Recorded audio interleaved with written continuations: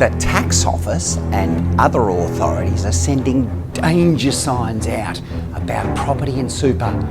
Da-na-na-na. However, as a small business tax accountant and talking to a lot of small business clients, they love property. And they are so good at property that they will get a better return on investing in real estate than any other sector. Now, if you are one of those people, have a listen to this property in super.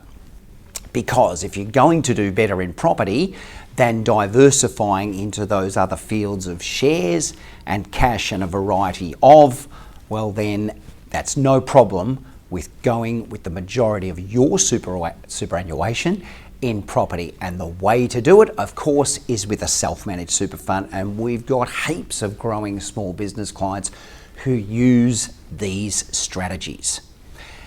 Number one, I'll go through this first strategy, and it's not for everyone, but a few of our clients have done it. They've done it successfully and they've lived happily ever after.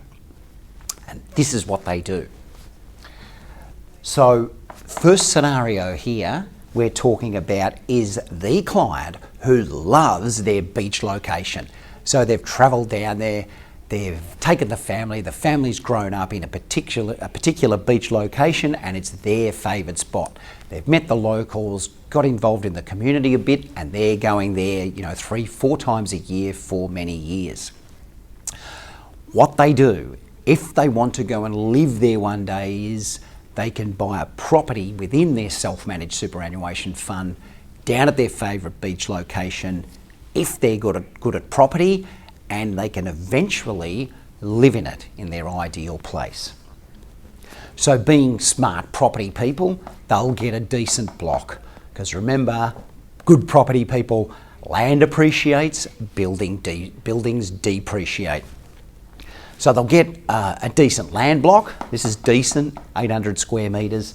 They get a little shack down there in their favourite beach location, and they never go and stay in it for the next 20 to 25 years. However, they want to go and retire there one day, which is what superannuation is all about.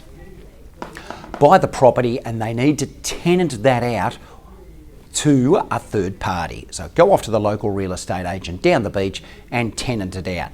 They can still go and stay at their favourite beach location. However, they'll go down there and stay in another property, because any related party in a residential property cannot tenant that property. What our clients have done, some of them, is when they get to retirement age, 65 years old, they take that property out of the superannuation fund, the title, they take it into their name, and they can do that in Victoria, stamp duty free, look into the laws, and then they sell their property up in town, which is worth a heap, and they build, knock the old joint down, and then they build their property for their retirement. And they've got plenty of cash from selling their original family home. Now, it is not for everyone, but a number of our clients have done it very successfully, and it is a fantastic strategy. And don't forget, folks, that if you do buy that property, you can buy it with a loan in a bare trust structure. Yes, there's a fair bit in it, but it's a possibility. Property in super. Here's a second scenario that some of our clients have got a property in super very successfully, and they've been sensational for their retirement savings. Again, being smart property people, they're looking for a decent amount of land. And in super, you can only get a certain amount of cash in there these days. With the restriction the government's put up on contributions, they've restricted the amount people can have in tax-free pensions, etc., etc. But there's still enough to get a decent property in super. Some of our clients have been super smart, and they found a little old place in the suburbs, but that property is able to be developed one day. Can it be cut into 2? Can it be cut into 3? This one we've chosen can be cut into two one day based on that particular council. And so they're smart property savvy people and they look into that before buying the property. This can be a little old ramshackle joint. You can have Boo Radley from To Kill a Mockingbird in there. You can have any old person in there. Make sure you look after them, but it doesn't have to be the prettiest house. And the key thing, again, for property people is you've got a decent land content. What do our clients do? Again, they can borrow to buy that property, a bare trust structure, and then just set and forget. The rental income plus their contributions from their employment or their small business, in our client's case, will provide the funding to pay back any sort of a loan, but maybe you've got more in your super and you've got less of a loan or no loan at all. And then it's set and forget, folks. Might be set and forget for 20 years as your superannuation grows and as the value of this grows. Now, at the right time, before retirement, you can do this. Before retirement, you can do the plans and permits with the local council. Can take 2 to 3 years, but in super, you've got all the time in the world. So do your plans and permits with the council, put it into two, okay, and before retirement, you can sell that property with plans and permits to a developer, have increased the value, and you'll only pay 10% tax. How beautiful is that? 10% tax before retirement if you cut it in two and then sell it off, and your nest egg has just grown even more. Here's the second part that you can do if you want to do it after retirement. After retirement, you can cut it into two, okay, pull that property's title out of super into your own names or name, and again, in Victoria, there's a stamp duty exemption for that, and then you can then develop that property yourself, but you've got to pull it out of superannuation first. If you do that, there's something you might be interested in retirement, which is developing property, and you'll get a massive increase again in your retirement savings, because when it comes out of superannuation, the value of it will be tax-free, and then after that you're going into property development, something you might be doing in retirement. That is an absolutely brilliant strategy for property in a self-managed super fund if you're good at property. Make sure you're good at it though. Here's a third scenario of property in super, and this one is the piece de resistance of property in super. A lot of our small business clients, they want to tenant a property but also own it. Most times we would advise, if they can do it, if they can fund it, and it works for their retirement savings, etc., we will advise at Paris Financial to buy that commercial property in their self-managed super fund.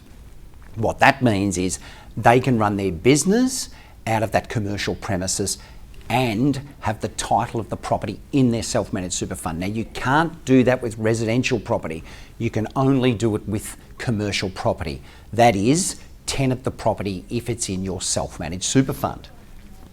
So here's an example here where our client has bought a factory in their self-managed super fund. Now remember, they've got a big annual tax benefit there in income tax because the business is claiming a tax deduction which is usually worth 27.5 or 30% to them, and they're paying the rent to their self-managed super fund which holds title to that factory, and the rental income in the self-managed super fund, of course, is taxed at 15%. And when they are doing that year upon year upon year, as a small business person, they are saving a heap of tax.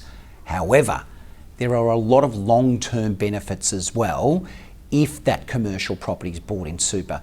And again, we're talking about our clients who are really good at property. They know how to buy it, they understand it, and it is very useful for their long-term retirement savings as well.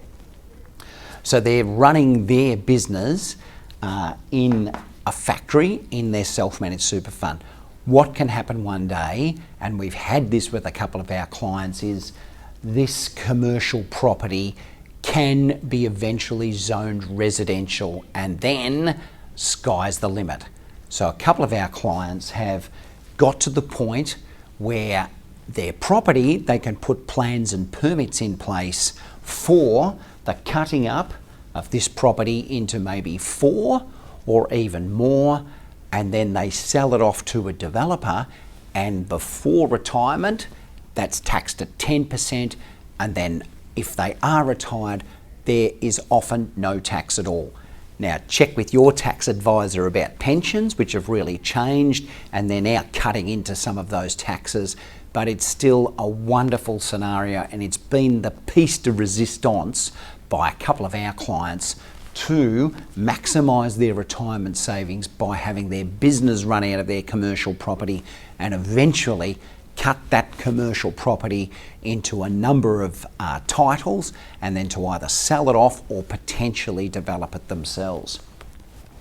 Commercial property in super, the third of 3 scenarios which you can look at by putting property into super, potentially gearing up, but you need accurate advice all the way along. And if you're good at property and you've chosen the right property, you will be way ahead of where you would be if you just invested it in a full diversified managed fund.